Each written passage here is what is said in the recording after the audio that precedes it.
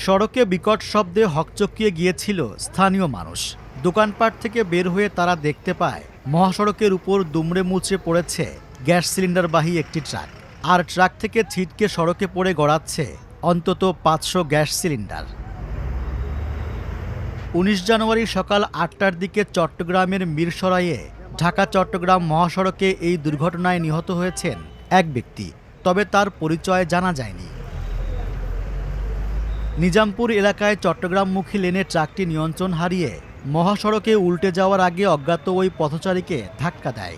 এ সময় ঘটনাস্থলেই তার মৃত্যু হয়। ট্রাকের চালক ও হেলপার আহত হয়েছেন। এখানে আসি দাঁড়াইছি, দাঁড়ানোর পরে দেখতেছি গাড়িটা অ্যাক্সিডেন্ট হইতেছে। তখন আমার চোখের সামনে গাড়িটা ফলট খাইছে। ফলট খাওয়ার পরে আমরা দেখতেছি গাড়িটা নিয়ন্ত্রণের রাস্তায় পড়ে যায়। এই জিনিসগুলো এখন আমরা পাড়া দিতেছি, একজন লোক মারা গেছে। দুর্ঘটনার পর থেকে বেলা 12:30 পর্যন্ত একই রকম যানজট ছিল সেখানে। ট্রাক থেকে ছিটকে পড়া গ্যাস সিলিন্ডার থেকে যেমন দুর্ঘটনা ঘটতে পারত, চুরিও হতে পারত। তাই স্থানীয়রাই পরিস্থিতি নিয়ন্ত্রণে এগিয়ে আসে।